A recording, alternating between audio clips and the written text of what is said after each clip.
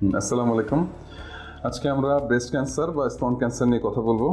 তো এই ভিডিওতে আমরা জানবো যে কোন বিষয়গুলো স্তন ক্যান্সার হওয়ার সম্ভাবনা বাড়িয়ে দেয়, আর সাথে সাথে এও জানবো যে কী কী করলে স্তন ক্যান্সার হওয়ার সম্ভাবনা একেবারে কমে যায়।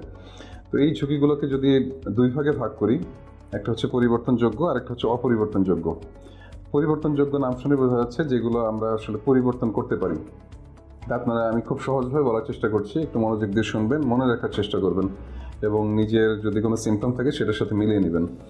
তো পরিবর্তনযোগ্যের মধ্যে প্রথম যদি বলি সেটা হচ্ছে নাম্বার 1, যাদের ওজন বেশি, অর্থাৎ বিএমআই যাদের 30-এর উপরে, অর্থাৎ 40 থেকে 45-এর পরে যাদের ওজন বেশি থাকে তাদের কিন্তু স্তন ক্যান্সার হওয়ার সম্ভাবনাটা অনেক বেশি থাকে।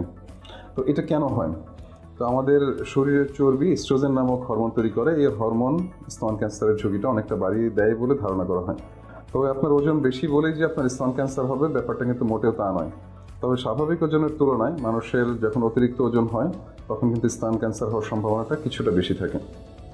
অতএব খুব সহজ হিসাব, ওজন কমানোর চেষ্টা করুন। কীভাবে কমাবেন আপনারাই ভালো বলতে পারবেন আমার চেয়ে।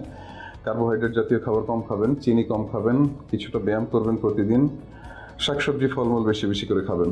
নাম্বার 2, শিশুকে যখন বুকের দুধ খাওয়াবেন, শিশুকে বুকের দুধ খাওয়ালে কিন্তু স্তন ক্যান্সারের ঝুঁকি অনেকটাই কমে যায়। বলা হয়ে থাকে যারা 12 মাসের বেশি সময় ধরে শিশুকে বুকের দুধ খাওয়ান তাদের কিন্তু স্তন ক্যান্সার হওয়ার ঝুঁকিটা অনেকটা কম থাকে। তাই আপনার শিশুকে অবশ্যই বুকের দুধ খাওয়ানোর চেষ্টা করবেন। নাম্বার 3 হচ্ছে ধূমপান এবং মদ্যপান। ধূমপান এবং মদ্যপান এই দুই অভ্যাস কিন্তু স্তন ক্যান্সারের ঝুঁকিটা অনেকটা বাড়িয়ে দেয়।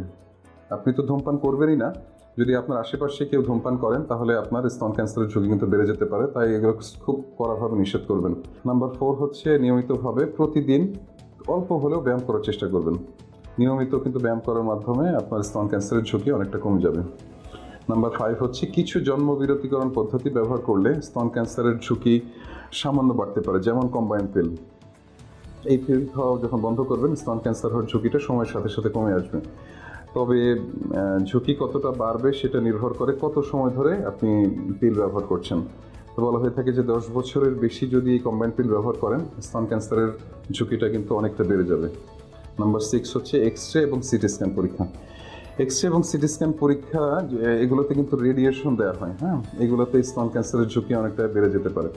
যখন আপনাকে এটা করতেই হবে, এক্স-রে করতে হবে, সিটি স্ক্যান করতে হবে রোগের জন্য, তখন এই পরীক্ষাগুলোর জন্য ডাক্তারের পরামর্শ নিন। নিজে নিজে পরীক্ষাগুলো করবেন না, ডাক্তারের পরামর্শ ছাড়া এসব পরীক্ষা করানো একেবারেই যাবে না।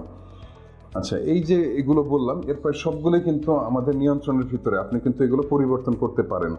তাই এই অভ্যাসগুলো গড়ে তুলবেন এবং স্তন ক্যান্সারের ঝুঁকিটা কমাবেন। এরপরে হচ্ছে নন মডিফায়েবল বা অপরিবর্তনযোগ্য। এগুলো কিন্তু প্রায় সবগুলোই আমাদের নিয়ন্ত্রণের বাইরে, এগুলো নিয়ে আসলে খুব বেশি কিছু করার নেই। যেমন বয়স বাড়ার সাথে সাথে আপনার স্তন ক্যান্সারের ঝুঁকিটা অনেকটা বেড়ে যায়।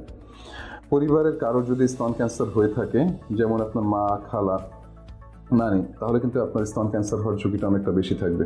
আরেক ধরনের ক্যান্সার যেটাকে আমরা ডিম্বাশয় বা ওভারিয়ান ক্যান্সার বলি, এটা যদি পরিবারের কারো থাকে তাহলে কিন্তু আপনার ক্যান্সারের ঝুঁকিটা কিছুটা বেশি। যাদের একবার স্তন ক্যান্সার হয়েছে তাদের কিন্তু আবার স্তন ক্যান্সার হওয়ার সম্ভাবনাটা বেশি থাকবে। নাম্বার 4 হচ্ছে কারো যদি অল্প বয়সে মাসিক শুরু হয় বা দেরি করে বেশি বয়সে মাসিক বন্ধ হয়, আবার বলছি, কারো যদি অল্প বয়সে মাসিক শুরু হয়, হ্যাঁ, যেমন 8, 9, 10 বছর বয়সে মাসিক শুরু হয়ে গেল, অথবা আপনার 45 হয়ে গেল, 50 হয়ে গেল, আপনার তখনও মাসিক চলছে, দেরি করে বেশি বয়সে যাদের মাসিক বন্ধ হয় এদের কিন্তু স্তন ক্যান্সার হওয়ার ঝুঁকিটা অনেকটা বেশি থাকে।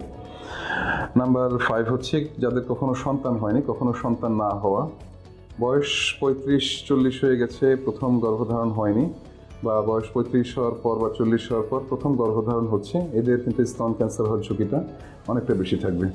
নাম্বার 6, স্তন ক্যান্সার ছাড়াও অন্য কিছু রোগ আছে যেগুলো যদি আপনার হয় সেগুলো কিন্তু স্তন ক্যান্সারের ঝুঁকিটা অনেকটা বাড়িয়ে দেয়, যেমন কমপ্লেক্স ফাইব্রোডেনোমা, অ্যাটিপিক্যাল হাইপারপ্লেসিয়া, প্যাপিলোমেটোসিস, এসব রোগে কিন্তু ক্যান্সার হওয়ার ঝুঁকিটা বেড়ে যাবে। তাহলে স্তন ক্যান্সারের সম্ভাবনা বাড়ায় এমন বিষয়গুলো আমাদের জানা হয়ে গেল।